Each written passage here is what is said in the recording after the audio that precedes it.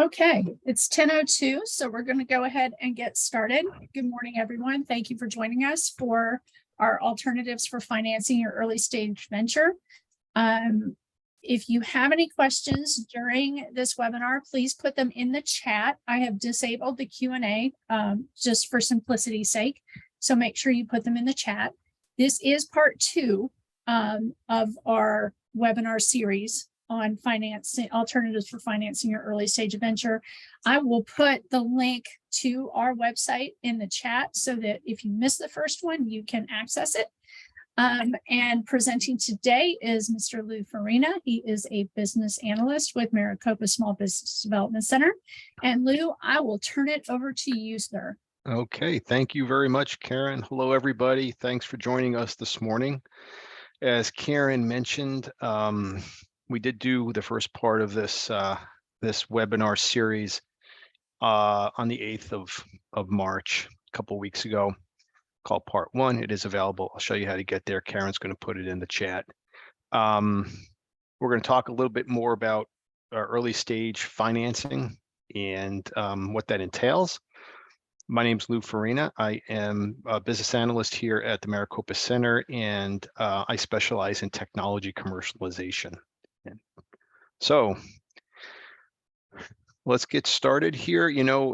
This is just my standard introduction. Finding funding for your business is hard. It's tricky. The first funding is the trickiest, actually, but we're going to talk about kind of some of the later stage stuff today. There's various, as this webinar series presents, there's various ways to obtain funding, and you got to kind of pick where you think the right fit is once you understand, and try to establish a starting point, because you can't really do all of them. It's going to give you some options to talk about and discuss these particular topics for today. So we're going to start out with competitions, and I'm going to discuss some of the competitions here locally.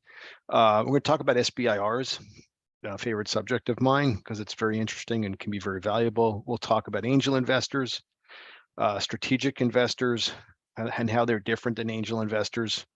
And we're going to talk a little bit about venture capital and just a smidge on venture debt. With Silicon Valley Bank being in the news, it's good to understand what their role was and how venture debt really plays.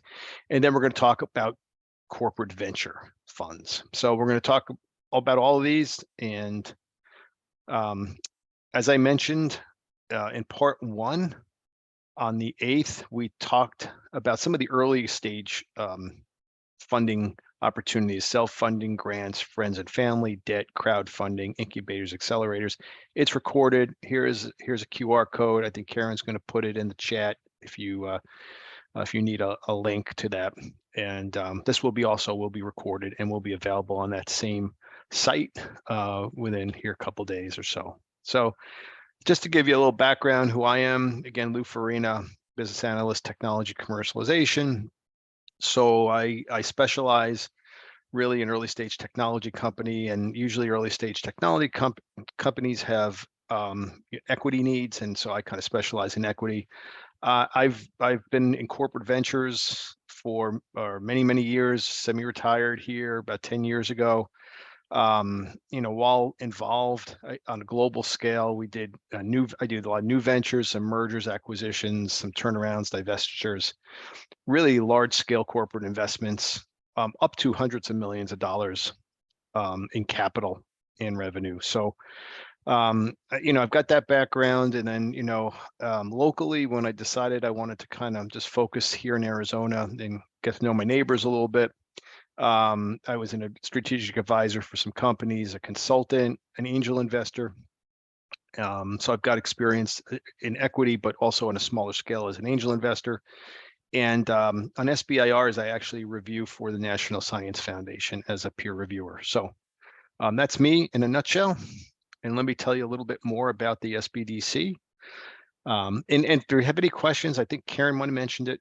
If you put them in the chat, what we're going to do, the way we're going to do this is I'm going to have some sections, and after the section, I'm going to give you the pros and cons of each of the topic of the specific topic we talked about, and then that would be a good time to pause and put some questions in regarding that topic. And so we'll move through the 5 or 6 topics we've got with questions at the end of each of those. So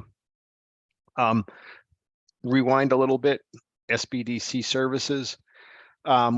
So the SBDC is part of a America's SBDC network. We're funded by the SBA in part, and in part by a partner, and in Arizona, it's the Community College District. But if you go to any different state, there's SBDC resources available to you, and they can, usually it's broken down by locale, by geography. So in Arizona, for instance, we have 10 different geographical centers. And so we have resources up in Flagstaff, in Yuma, in Show Low, in Tucson, and Prescott, all around the state. So, and I'm here in Maricopa County. I cover Maricopa County, but I do help others in the state on some of the specialty programs.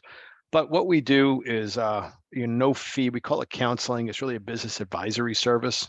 So it's a one-on-one service that we provide to clients. So you can actually get yourself a no-fee business advisor.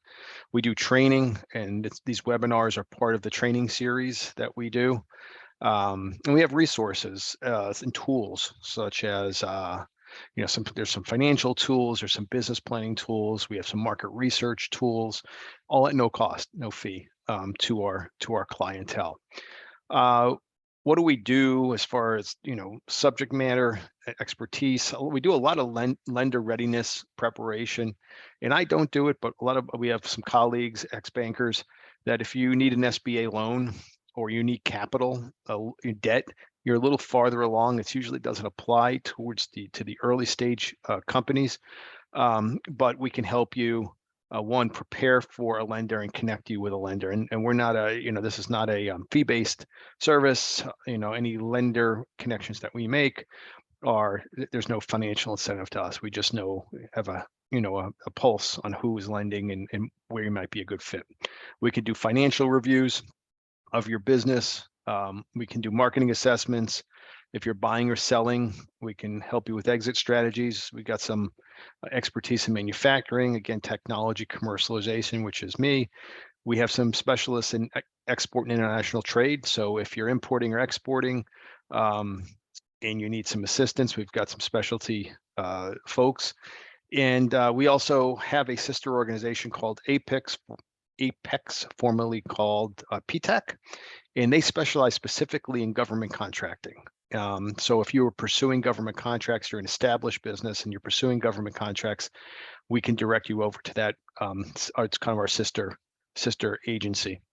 And then at the bottom, we did, and some of us know us from this, and this wasn't core to our mission, but we did a lot of disaster loan assistance, and I think we've pretty much phased that out at this point. So anyway, that's the SBDC. Here is our URL, and you can enroll as request counseling should you want to need an individual counselor. So let's move on. So let me scroll through this. Okay.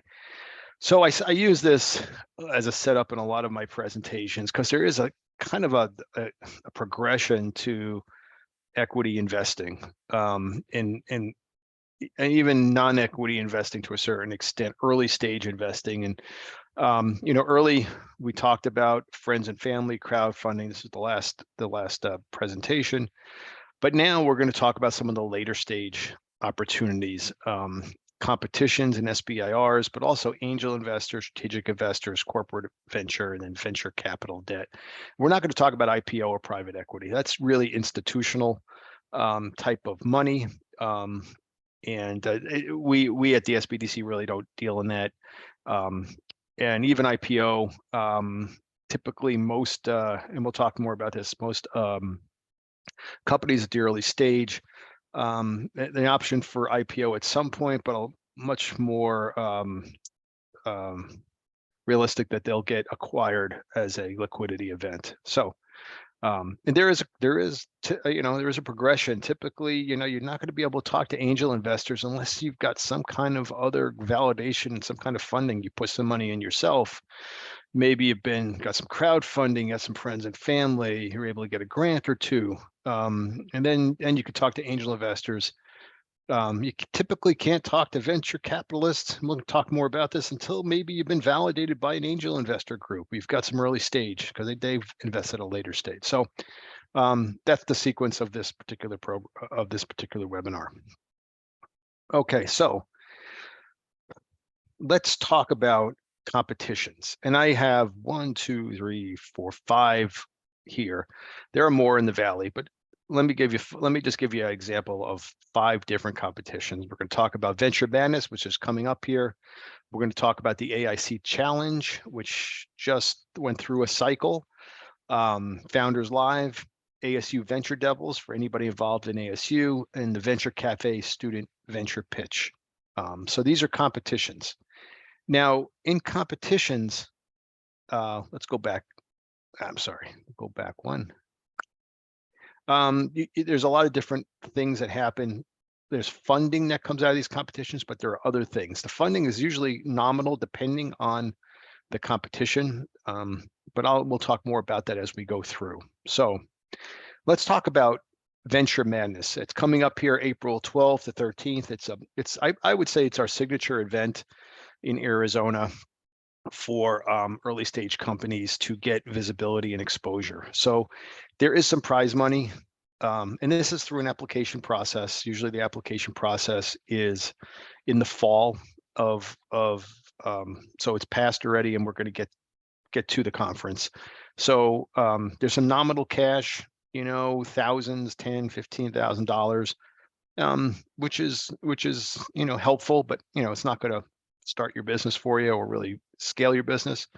But the good thing about Venture Madness and the real valuable thing is access to VCs and angels. And it is an investor only event, although you will get some service providers, but it is a concentration of VCs and angels, and a lot of out-of-state folks too. You'll get folks from Utah, from California, from Colorado, the surrounding Southwest to attend, even some folks from back east I've met. Again, it's an application process. They typically organize into categories, although this year they were a little more fluid on how they did that. Once you apply, you go through a selection process. And if you're a finalist and you're invited to pitch, you're going to get free pitch training and some mentoring with some really good mentors here locally. So if you are to the point where you think can raise from angels or venture capitalists, next year, in the fall, or this year in the fall, it's something to think about for an application. So let's talk about the Arizona Innovation Challenge. And this is kind of a flagship challenge run by the state Arizona Commerce Authority. And what it is, it's a prize of $150,000 in cash and services. Again, it's an application process. Typically, they select 10 companies on a yearly basis. If you're selected, again, through an application process, you get to go through their Venture Ready Accelerator, which is a program with mentorship and some curriculum to get you going through this. There's some virtual workshops that will help you. On the front end, we at the SBDC can also help you with the application process. There's some different judging rounds. You go down to 25 semifinalists, down to 15 finalists, down to 10. The awards were just done in December. And then just a plug, since 2011, and this may be a little bit dated, there've been 110 AIC awardees and from over 2,000 applicants. So it is fairly selective. But again, this is, from a competition perspective, this is a lot of money. $150,000 is a lot to be able to get from a competition, but state-run competition. Anyway, so, and then now on the other side, here's an organization called Founders Live, and this is a community and media channel created, and it is something that it is applied throughout the world. There's Founder Live events. Now they were in Phoenix. Now they're out of Phoenix. Now they're coming back into Phoenix. They give some cash and services, nominal. It's a 99-second pitch competition. It's got global reach, depending if they do it online, but I think they're starting to do it here again in person. And again, relaunching in Phoenix. I think I did some Googling this morning. I think there is an event coming up here in Phoenix. So you keep your eyes out, if you need, if you want to pitch, this is an opportunity to pitch. Again, pitching always gives you exposure, but again, there's some nominal cash and services that go along with this.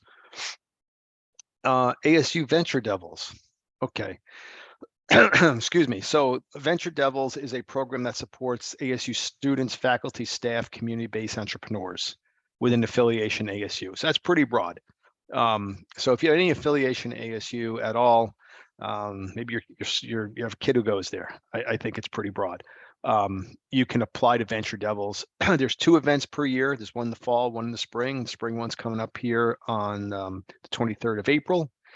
There's an application process, of course, as with all these. You get, if you're selected, you get access to venture mentors and maybe even some co-working space. There's $500,000 in funding and support annually. It's usually spread out throughout the different groups. So when I judge from once in a while, and they'll have maybe 5 or 6 groups of 5 or 6 companies. So out of those 5 or 6 groups, they may get $10,000 or $20,000 allocated to each group. And if you win a group, first place may get 10,000, second may get 5, third place may get 3 or something like that, depending on how much allocated. And there's some discretion with the judges on how much they award. So it's nominal. Again, good visibility.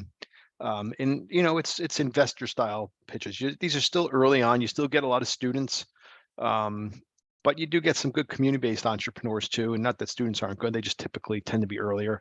And you do get faculty who tend to be, if they're innovation focused, they, having some kind of innovation or invention. So it's an interesting event. It's a good event to participate in, and I think it's open to the public if you want to just attend. So on the 23rd, it's a Saturday, which I can't judge this year, but if you look it up, it's an option for you.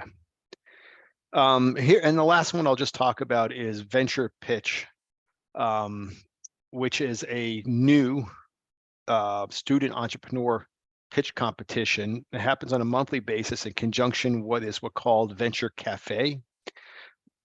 So it's monthly, and it could be any college, intercollegiate.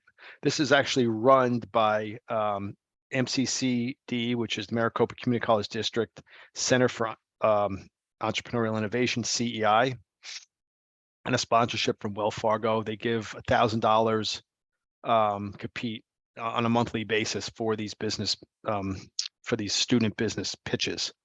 So this is an opportunity. Venture Cafe, if you don't know, it's a Thursday night event held down at PBC 850, which is kind of a our new bio facility for various activities. Again, that could be attended by any entrepreneur, but if you want to pitch as a student, you apply to pitch. And the next one I think is happening down there on April 20th, which would be I think about a month or so from tomorrow or so. Yeah. So again, good opportunity to pitch. So let me just go through this real quick. What's the good and the bad? Not the bad, but there's always a cost that comes or downside to something. So let's look at it from both perspectives, and then I'll take some questions. So what's good about competitions? Why do we like them? Look at cash. There's cash that comes along with it. Sometimes nominal, sometimes there's more cash than nominal.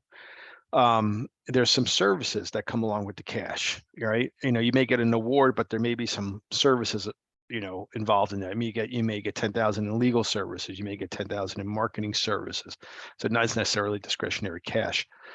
They're accessible, right? They're open competitions. There's some programmatics, which again will help you with mentorship and curriculum, depending on what these what competition it is. Venture Madness, AIC, they've got some programs that go along with it. And again, pitching is really good if you're trying to raise money. Whether you raise it or not, you're going to get some exposure whenever you get in front of people. The more you can pitch, the better off you are going to be in the ecosystem. Now, the downside, it takes time, right? These programs take time. There's an application process. So you got to invest some of your effort. It's competitive too. So the nominal awards, again, most of the awards, a lot of them aren't very much, and they're not necessarily discretionary. So they don't necessarily hand you a check. There are some that have been reimbursement models. Okay, so this is a little bit of a problem. You may get $10,000, but it's a reimbursement model. You go out and spend $10,000, you submit your receipts, and then they'll reimburse you. So I mean, that's so it's a check and balance, but some folks from a cash flow perspective can't really handle that. So I got programs on both sides. Some folks want the cash but don't want the programs. They don't need the programs. They've been through the other programs before. Sometimes it's just a time drain on them. Sometimes they're required. And then depending on who you take your money from, and I'll pick on AIC. I mean, there's reporting requirements. So if you win, then you're required to report and you'll be accountable to them for, a period of time. I think it's 5 years or so. So it's overhead that comes along with it. So that's it on competitions. Karen, is there any questions? Yes, sir.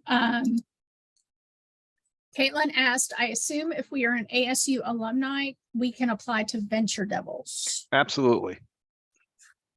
Absolutely. And that is it. Okay. All right. Let's move on.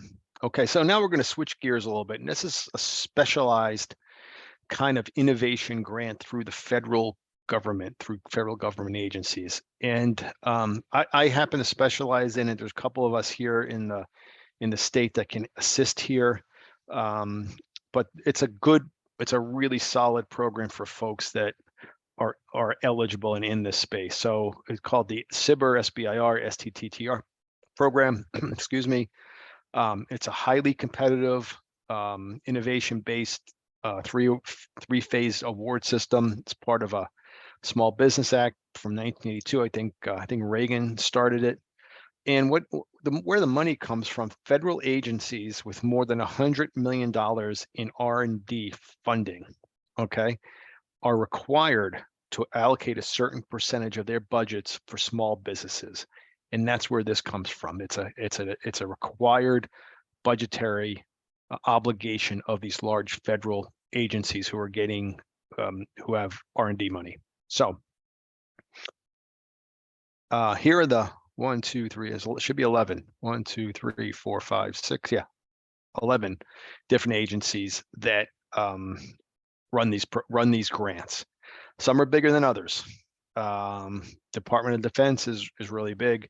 Department of Agriculture is pretty small. EPA is pretty small, but they all run the program. They all have money available. Sometimes the smaller programs are less competitive than the bigger programs, depending if you can find a fit.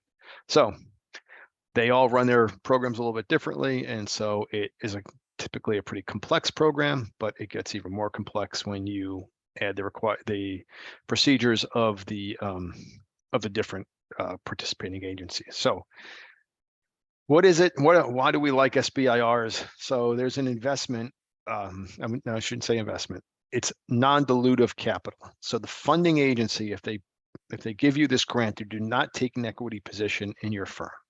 So you'll hear that term non-dilutive. Investors, as you approach investors, and you can talk about non-dilutive capital. That means that money's gone in to your business, but people aren't taking ownership. It's a really good thing. There's 8 IP data rights protections for 20 years, so you're protected.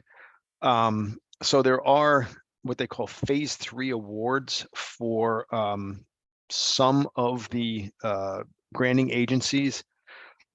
Phase 3 is a tricky term. Typically, it means that they'll procure. So if the DoD is writing an SBIR grant and they see something, you're responding to one of their solicitations, that's because they need it. And so eventually they would like to buy it. So this is a way for them to pull your solution through. So DoD is an example. NSF, there's no phase 3 awards. Phase 3 is commercialization. You go out to the market and you sell. So why do investors like SBIRs? If you've got an SBIR, it's an early injection of capital, right? This is a significant amount. I didn't talk about the amounts. I'll talk about they're anyway, go from anywhere from 50 to 50 million, $1.5 million, higher than that. So it's in that range. Again, it's non-dilutive, right? So somebody's injected capital. They've de-risked this to a certain extent, and now I get to take advantage of that. Now, as an investor, you get to take advantage of it, but as the founder, you take even more advantage of it because you've increased the value of something you've got with somebody else's money. So there's a level of validation too, right? When these awards are highly competitive, they're scientifically validated and they're vetted by experts. So there is this level of scientific vetting. It adds some credibility, and they're big component of these, and I have to emphasize, it is commercialization. So these are small business innovation research grants.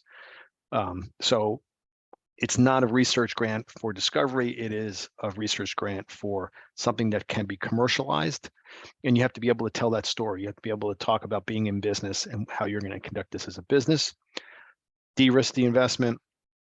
But on the other side, simply receiving a grant does not mean a company is a good investment. Okay, so having been a reviewer, not everybody who gets a grant gets follow-on funding from private sources. Okay, it's a nice way of being validated. It forces you to think about this as a business, but there's no guarantees what comes after a phase 1 or a phase 2. So the 3-phase process, you'll hear this if and I'll do another SBIR in-depth webinar coming up here, I think in May or so.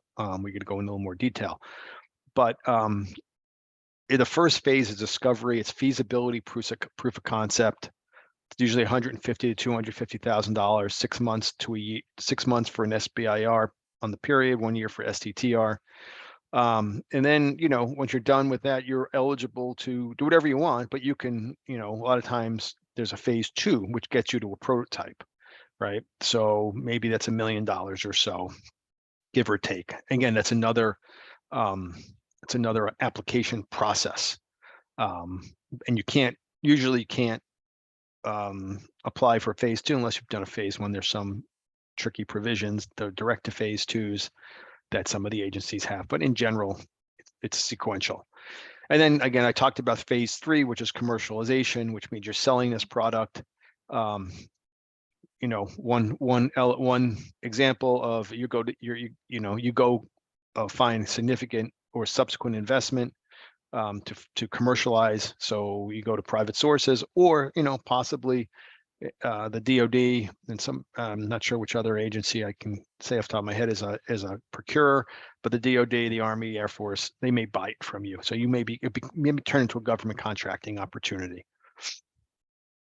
So let me just say one more thing about before we go into the pros and cons is, a lot of time, most SBIRs are solicitation driven. So the granting agency writes a solicitation. They've got a problem. You answer if you can solve their problem.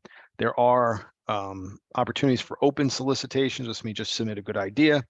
NSF is topic driven, which is not solicitation driven. So it's more open, more flexible, but they don't do any procurements, of course. So anyway, let me go through this real quick. So what's the advantage of an SBIR or STTR? There's a lot of cash. These are big numbers for being very early. For you're pulling something out of the ideation phase to proof of concept phase. A lot of investors don't want to be here. They don't. This is too risky for them. You won't find angels down in the early seed stage stuff typically. Innovation, it's non-dilutive, you got IP rights, and there's potential government contracts that come out of the program depending who you work with. Now, on the other hand, it's a complex process. This is not for the faint of heart. I mean, you have to probably have some grant writing experience or a team that can help you with grant writing. It's very competitive. I'd say, maybe 10%, 10 to 20% of the applications are accepted. The proposals are accepted. It goes, first time is very difficult. Usually you don't get in your first time unless you've got some experience. These are long timelines, to write the proposal, to submit the proposal, to get it reviewed. You're talking at least a year, right? And then, if you want phase 2, it's another year. So if you're on startup time, real startup time, that's like eons, right? That's a long time. So it's kind of a slow train, but it may be the only way you can get funding for a highly risky, innovative product. Then too much of a good thing. If if I'm an investor and you come to me and say, I've got 5 different SBIRs for all these variants on my product and they keep funding me, but you haven't commercialized anything. Okay, I'm looking at it. Okay, that's good. I'm glad you're able to get some of this stuff out of the ideation phase and de-risk it. But what have you commercialized? Are you a business? Are you business capable? That's too much of a good thing, right? You can't solely rely on this to be your funding mechanism. Anyway, do we have any questions, Karen? We do not at this time. Okay. All right. So we're going to go move on to angel investors. Okay, a lot of folks hear this term, and I do another webinar specifically on angel investors. So I'm not sure when that's coming up, but you can look on our calendar and see when that is. Who are angels? What are angel investors? Really interesting title. So they're typically high net worth individuals, right, who provided early stage capital for startup businesses. So there's a definition for they are typically accredited. What is an accredited investor? Well, it has to do with the SEC allowing certain individuals to invest in less regulated investments. So you get a waiver to raise money through Reg D to accredited investors. So from the perspective of the government, an accredited investor is somebody having a net worth at least $1 million, not including your primary residence. There's some income tests, 200,000, 300,000. There are some amendments that you can get accreditation if you have some specific knowledge in an area. But really, what the government is trying to do here is trying to keep folks who maybe don't understand or aren't sophisticated out of some of this early stage investing, because it's very, very risky. But angel investors are really comfortable in the risk, but they're looking for the return too. So when you talk about angel investors, they come in 2 flavors, really. I mean, there's the individual investor here on the left, and there are these groups. And individuals are part of groups. Most early to kind of inexperienced to moderately experienced like to be part of groups. I'll talk more about groups. Some of the folks who've been involved in groups for a while like to do it on their own. Okay, and you may have some inexperienced folks that do it on their own, but the groups are important because they aggregate the number of angel investors together, so you can get more investment, because it's an aggregated investment. So small amounts of money, not small, but moderate amounts of money over large numbers can get you more than maybe a single person can invest at. Okay, so advantage of a group is if you can get in front of a group, again, application process, highly competitive application process.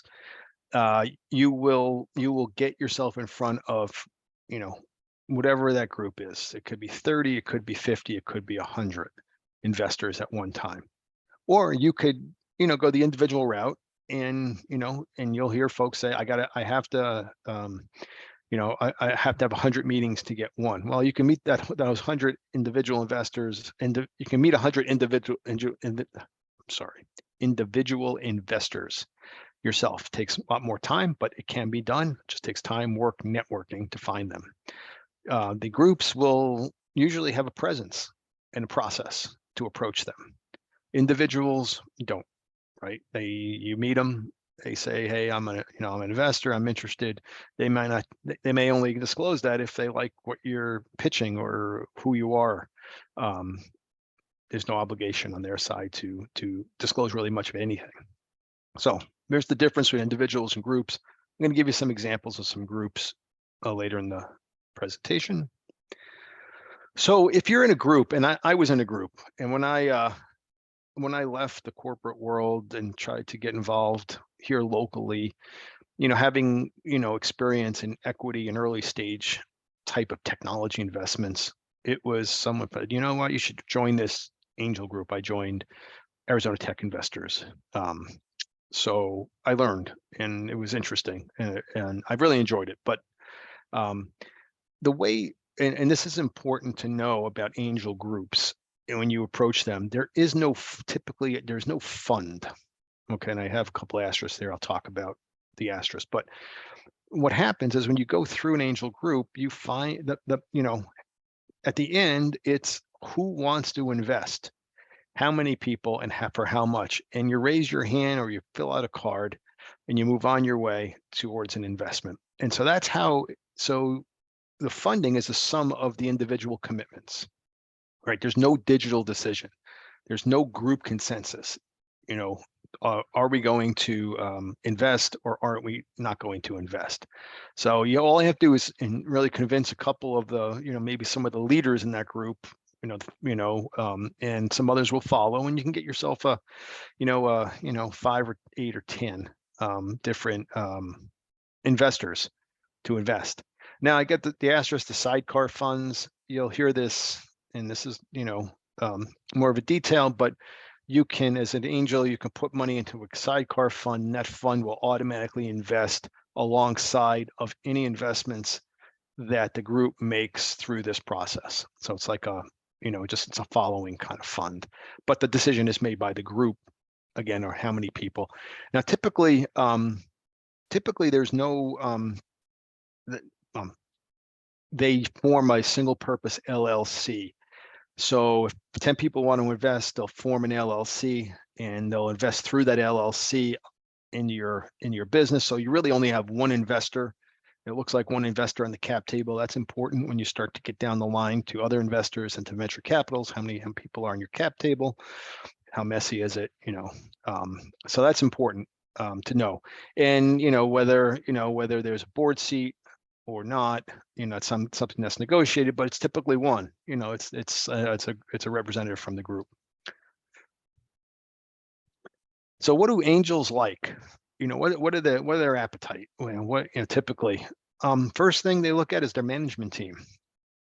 Who are you? What have you done? Are you coachable? Do you have domain experience? Have you had exits before? What are your skills? Where are your holes? So very important. Is the business scalable? Does it scale fast? And that's a way of saying capital efficiency. With minimal capital, can I get an increase in revenue and profits quickly? So that's scalability. Are you playing in a big market? Are you, and can you, is it a niche market? They like bigger markets, of course. Bigger markets means bigger opportunities because there's more money being spent, more attention in that area. They like early traction. Early traction can be, could be with particular clients or customers, or it could be, with your product. It could be that you're pretty far along with your product, or your product is done to a certain extent. So anything, just moving it along with regard to customers or product is very important. Risk mitigation. Do you understand the risks, and do you know how to mitigate the risks? So every company that you look at as an investor has risks. People who do this understand risk. They welcome risk, but what you need to do is be able to mitigate and manage risk, identify it. And if you can't identify as a management team, if you're not willing to identify the risks and talk about those openly, your credibility kind of goes down, because the investors know that there's risks. And matter of fact, if you go through a due diligence process with any semi-skilled angel investors, they'll extract your risk very, very quickly. They know, it's like being cross-examined by an attorney, a skilled attorney. So they also look for your financials, right? What does it look like today? What's your burn rate? You're most likely your pre-revenue or very early in the revenue. What's your cost structure? What's your burn rate on a monthly basis? What are your projections? Okay. Are they realistic? That's the biggest thing. If it's a hockey stick kind of projection, okay, is it realistic? Show me how you get there, especially in the first 18 months. Point to the people, point to the customers, point to the revenue, point to the deals. So that's important. And then I'll end on this particular slide with exit plan. So the important thing about angels is, and you can't talk to them without an exit plan. Exit plan means, how am I going to liquidate? How am I going to get my money out? Right? I'm going to give you money, and you've got to give me a plan to say, how am I going to get my money out? My money is going to come out typically from an angel is through an acquisition, or through some kind of IPO, some kind of liquidation event. But you have to early on talk about an exit plan. If you don't have an exit plan, and you don't want an exit plan, which means that you're not willing to liquidate this business and pay out your investors at some point, you probably don't want to be talking to angel investors. Okay, so local groups. There's actually, things are really, really active in our ecosystem right now. There's new groups being formed. There's new funds being formed. Here are a couple. I mentioned Arizona Tech Investors.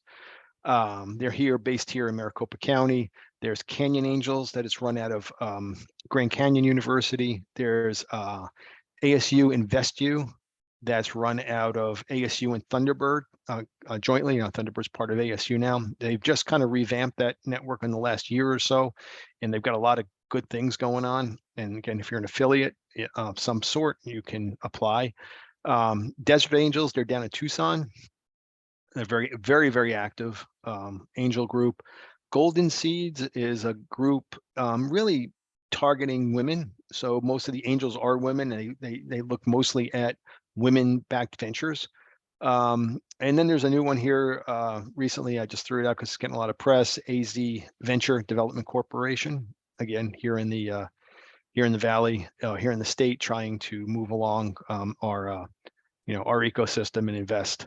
So there's if you're interested and you think you want to pursue local investors or angel investors, and you need a list of groups, come to us, come to me or whatever, and we can provide you the contact. You can Google a lot of this stuff too. I mean, there's no big secrets. So let me just let's talk about angel investors and why they're good, and why, what's the downside. So the good thing is you can get a lot of money from an angel investor or investors. I mean, typically, $500,000, 750,000 on up or on down. One of the things we didn't talk about, and is important, is they have knowledge and experience. They'll come with money, but they also come with some domain expertise that they might be able to help you with. Whether you give them a board seat or not, right? But they're your partners at that point, and they want to help you, and they want to be able to provide some expertise. I think with an angel investor, with groups, and having those folks behind you, your odds of success are going to go up. There's some validation, as you move to the next stage of investing. If you think you need venture capital, that happens if you're validated by you're invested by an angel group or groups. Minimal paperwork, these term sheets and the LLC, it's pretty easy. I mean, it's not super difficult.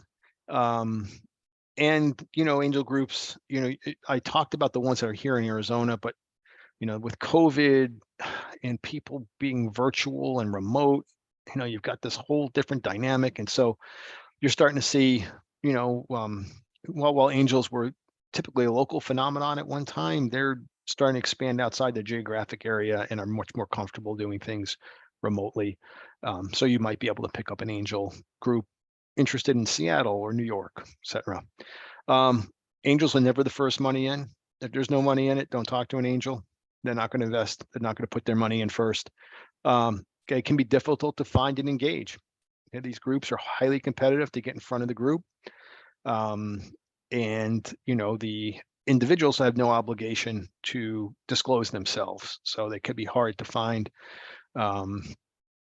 There's some dilution, right? They're going to take an ownership when they invest. There's typically a priced round, not always, but most of the time. And so you'll give up some dilution. You may give up some control from a board seat perspective, but it may be a good thing. Again, role clarity, you could have angels that want to get involved that maybe you don't want to get involved at some point once you bring them in. There's high expectations for returns. We didn't really talk about the portfolio side of this, but they're looking for 10x plus returns on their money in 5 years. That's a lot. And the reason is most companies fail and they have to get their money. It's a home run based kind of portfolio. And the process can be, slow, certainly not slower than SBIRs, but if you're out of money, if you say, hey, Lou, I'm broke, I'm out of money, I need to go raise money from angels, and I need my money in a month or two, I'll tell you, it's not going to happen. It takes time to network. It takes time to get in front of the groups. It takes time to go through due diligence. It takes time to put the deal together. I'm going to estimate, 6 months or so from start to finish if you're successful. So that's it on angels. Karen? You are doing such a good job that there are no questions. Okay. All right. I'm not sure that's a good thing or bad thing.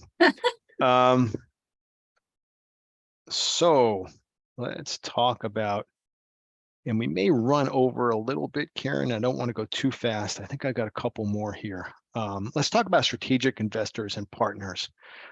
So these are the other investors, right? There's other types of investors out there that, if you have an angel investor and you talk about an angel investor, you're going to get a specific type of investor, right? Somebody who tolerates risk, wants liquidity, wants high returns. Well, there may be another type of investor out there, and there are.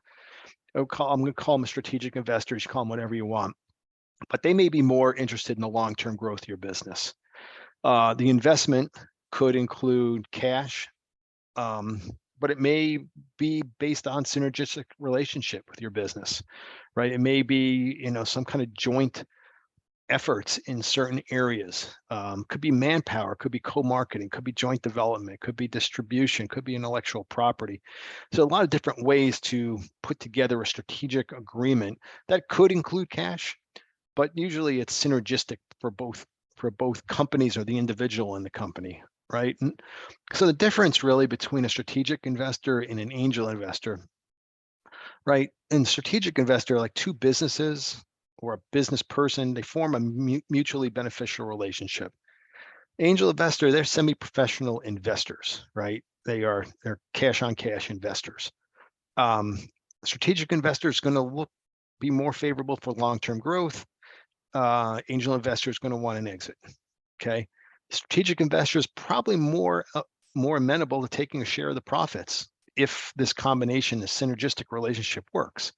Angel investor wants a liquidity event. How am I going to get my money out? Strategic investor, again, you might have a shared business domain, but an angel investor could provide some domain expertise depending on who they are and what their experience is. So how do I find strategic investors? And we talked about angel investors, how to network in these groups. Well, strategic investors are different, right? They are probably people that are in your nexus, in your span of influence, people know your business.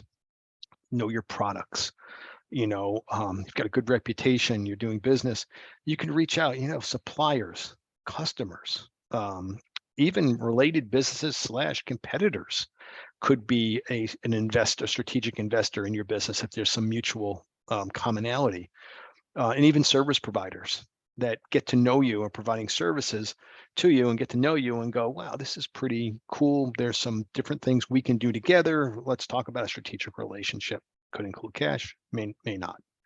So let's talk about, okay, we got venture capital to do, and then okay, good, we're good. I think we're good on time.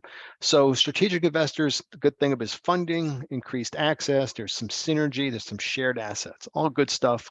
If you could find the right strategic investor, there may be some control issues there. You all hear about partnerships going bad, role clarity and misalignment. If you're not really specific about what you're going to do together up front, likely down the road, there are going to be some issues. So you have to be really clear about any kind of potential relationship, because now this relationship becomes more complicated. Really, from an angel investor, it's simple. I'm going to give you money. And we're going to, we may take a board seat, we may not take a board seat, but in 5 years, you're going to liquidate. We're hoping you're going to liquidate, and you're going to get our money out. So that's actually a fairly simple proposition from a business perspective. Strategic investor is much more complex. And again, loss of flexibility depending on how you're constrained with that new relationship. So any questions? No, someone said very good information. Thank you. All right, we'll keep going. We'll keep plowing ahead. Again, we'll leave some time at, if you haven't thought of anything at the end, we'll have some time for questions. Again, I can stay on a little bit longer. I think Karen, we'll be fine if we're 5 minutes over or 10 minutes, correct? Yeah, we'll be fine. Okay. So now let's talk about venture capital. This is, I get a lot of folks that come in and they're early and they say, well, we're going to raise venture capital. And it's like conversations like, slow down a bit. Okay. Let's talk about what venture capital really is. So venture capitalists are employees of a capital firm that invest other people's money, which they hold into a fund. So this is an actual fund. So they are fiduciaries of a fund. They work for their limited partners, who are the investors.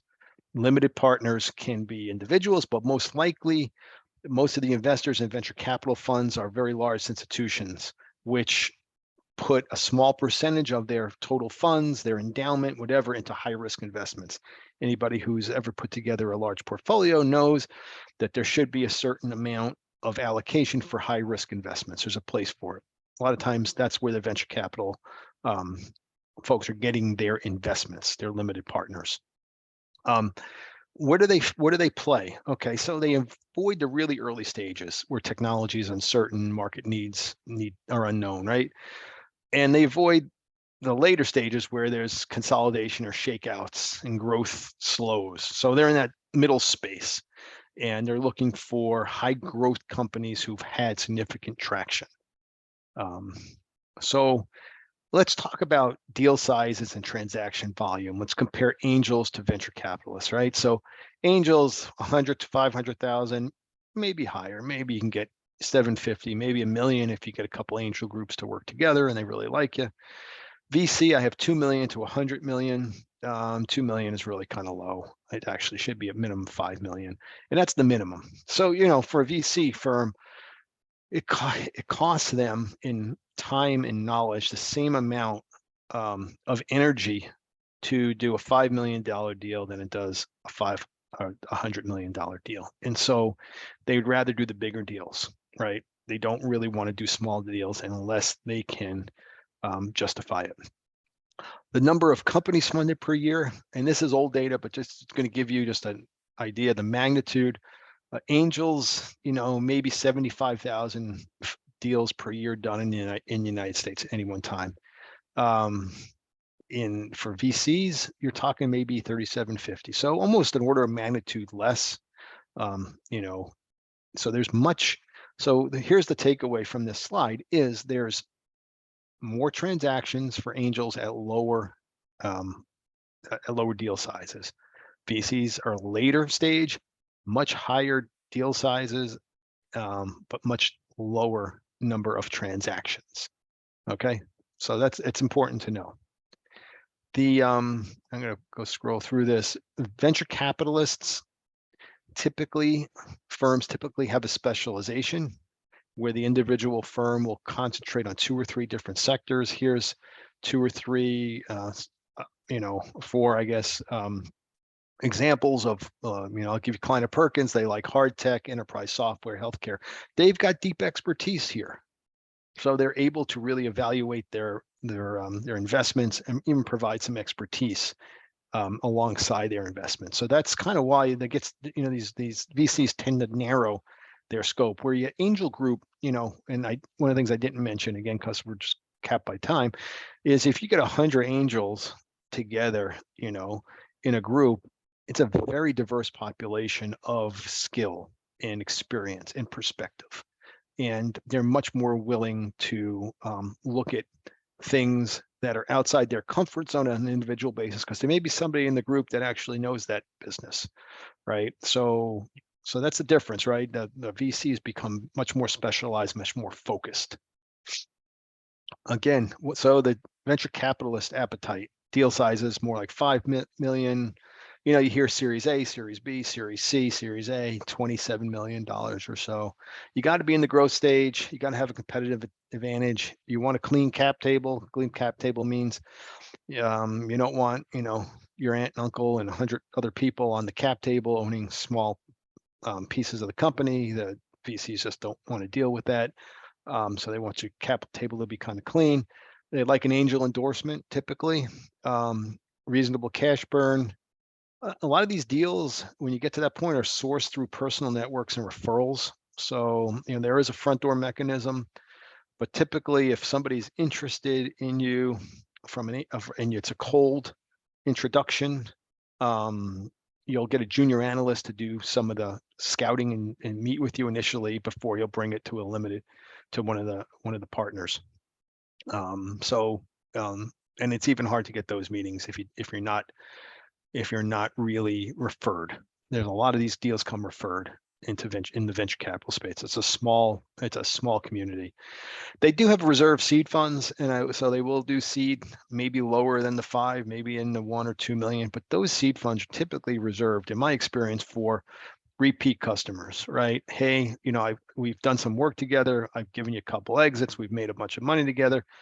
Hey, seed me. I've got this other investments or other businesses. Let's talk about some seed money, and typically that's where the seed money comes. Being a first-time founder with a early stage company looking for seed money, you're not going to get seed money from a venture capital firm typically. So let's talk about. I got one slide here, and I did it this week, just because what's gone on with Silicon Valley Bank and who are they? And you hear this term venture debt. So venture debt does not mean necessarily that you're an early stage company and you're going to go to the bank and get a loan on your early stage business. Okay, that's not really what venture debt is in the contextualized term.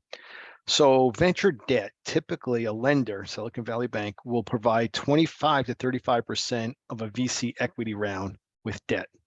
And it's typically a complementary method of equity financing. So they will loan alongside a venture deal, right? That's the add-on, it's the venture debt. So the startups and these early stage companies, they don't have a lot of assets, right? Can be used as collateral. As typical bankers want collateral, they want cash flow, they want all kinds of stuff. So the lenders usually compensate themselves with some increment, with some warrants on the company for common equity. So there's a little bit of equity that's kind of sprinkled in there to help them with their risk, but the collateralization is usually on the cash flow and really the injection of the venture capital firm's money. It is a debt solution, so as such, it's expected to be repaid. Again, it's one of the reasons folks do it is I'm going to get 25% or 30% more cash without having to give up equity. And so that's the attraction typically to a company that is working with a venture capital firm. And, you know, for venture debt, you're not giving up a board seat, you're not giving up really any control. And typically that debt can be used anywhere broadly within the business. So that's kind of venture debt. And that's kind of how these venture debt firms work and how Silicon Valley Bank really kind of worked. So venture capital, what's good? Significant funding. You can get business expertise based on their expertise. Excuse me. There are a lot of connections once you hook up with a venture capital firm. There's resources, and very much if a venture capital firm is interested in you, they want accelerated growth, and they will do everything they can to accelerate your growth. That's their real prime objective. Downside, it's dilution, right? You're going to give up ownership, and you're going to give up a significant amount of control. So venture capital firms have a lot of say in the day-to-day operations of the business. You know, they've been known to replace management in the business. So, you know, if you get managers that aren't working or they don't really line up with the vision, you know, venture capital firms have have some ways to be able to move folks around. They're difficult to access, not for everybody, and company may not be ready, right? You know, if you say, well, I want to talk to a venture capital firm, I think I need $10 million. Okay, tell me why you need $10 million. You need to be ready. You know, venture capital firms and investors in general don't want the $10 million to go in the bank. They want that money to work instantaneously. What do you need it for? How is it going to generate revenue and profit, accelerate your growth? Any questions? No, but there is a comment. The slide on venture debt is excellent. Thanks for clarifying, and great information, very insightful. Really got a couple thoughts moving in the right direction. Okay, good. I'm glad folks are finding it valuable. Last subject here, and again, we're a little bit over time, but we're going to talk about corporate ventures. And I come out of a corporate venture background. So for corporate ventures, you know, I got some statistics in 21, $79 billion across 2,000 deals. And what it really is the practice of corporate funds into external startup companies. Okay, so big corporations will have an investment arm that will invest in companies. And some pretty early stage, depending on how they align. We'll talk about that. And the theory is, and this is really, you know, prevalent in some certain industries, is developing something in-house can take far longer than having somebody do it on the outside. So what you do is, instead of doing your own internal R&D or complementing internal R&D, you employ a strategy of going out and just exploring the market to see what's out there, to see what you can buy, maybe cheaper, it may be quicker than you can do it in-house, right? Big companies tend to, innovation-wise, can slow down, and this is a very attractive strategy. But on the other hand, be careful, because it can serve, you know, as you engage with corporate ventures, remember, this is a corporation. It could be an intelligence gathering initiative, helping companies protect from competitive threats. So a lot of fishing expeditions, a lot of, you know, I've been on the side where we can get a lot of competitive information from potentially dealing with a smaller company in the marketplace regarding our own business. So here, I mean, I just had fun, threw a bunch of logos down here. Here's a bunch of different ventures. And, you know, a lot of these ventures will have, you know, external websites or process to be able to get in touch with them. And so if you're in a certain industry and you think you're at the stage where you might want to talk to a corporate venture, or you align maybe with that particular corporation's vision and product line, you may want to start talking to their venture arm, see if they'll talk to you. and this is another opportunity for investment. Now, there's a couple different things to think about with corporate ventures. So, a venture capital firm, we just talked about the last section, is a firm that is financially motivated. Money in, again, a lot like an angel investor, money in, money out, right? I want to make money for my limited partners, for my investors. However, corporate venture capital, they may be looking to achieve goals that are both more strategic and or financial to a certain extent. So strategically, and we talked about this a little bit, is, it comes out of the sales and profit of the venture company, making deals with startups that use new technologies, new markets, acquisition targets, and accessing new resources. So there is some strategic relationship need for your particular technology business product, something that they can't do either as quickly, or maybe you have some patent protection on it and they would like to use it. And so it's a much more strategic in nature, and maybe not as financially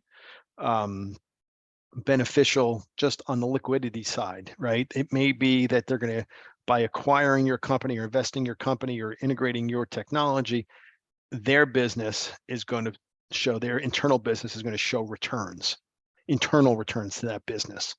There are financially driven CVCs, corporate venture capital, that they are, they're looking for investments through exits such as IPOs or liquidation.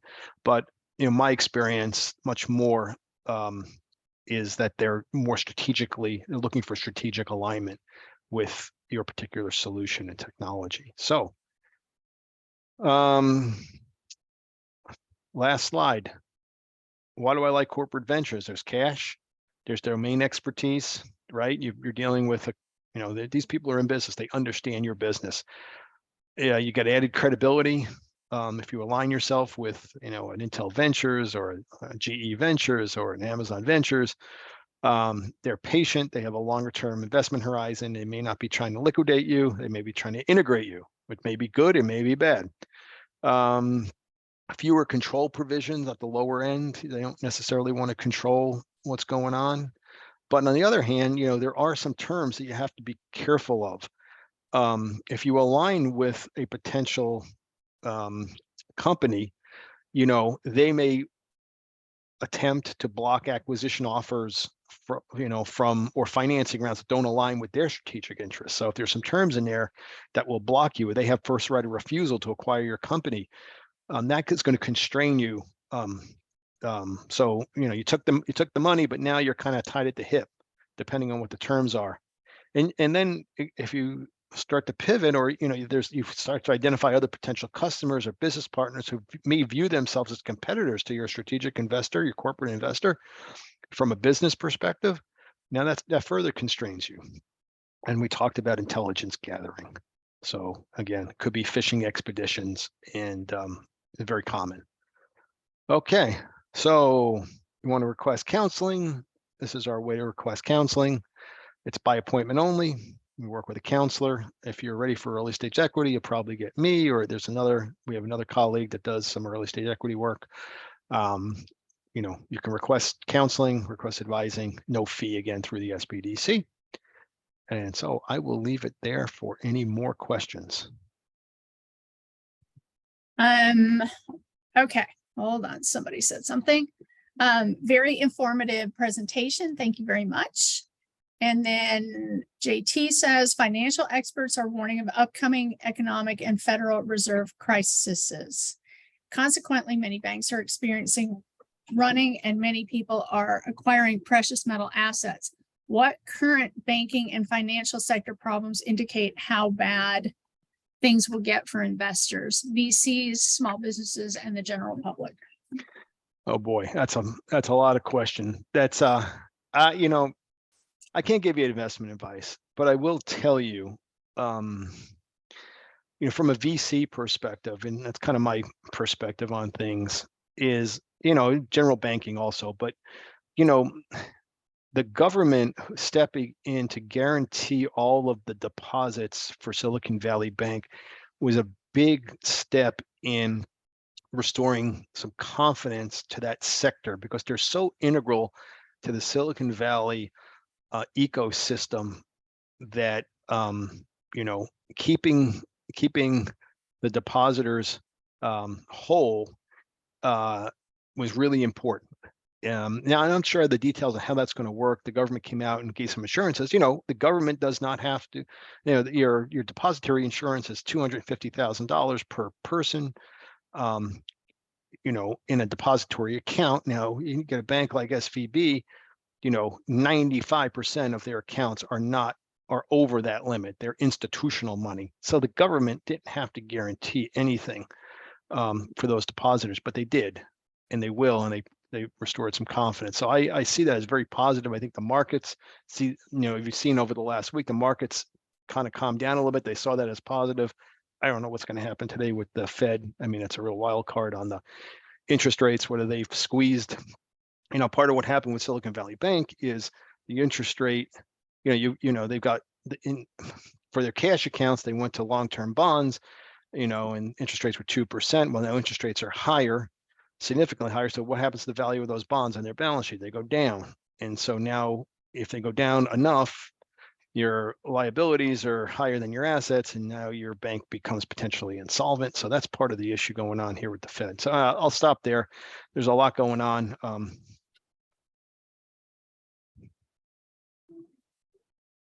And I think that is it for our questions. And I just saw, I was able to actually see the chat, and Rick, thank you, Rick, 2.25% today for the Fed. So I don't know. That's good. Interesting. So thank you very much, everybody. Thank you. This will be on our website tomorrow, maybe before, but I'll commit to tomorrow. And we will see you hopefully for our next webinar. Thank you. Thank you. Have a good day. Thanks.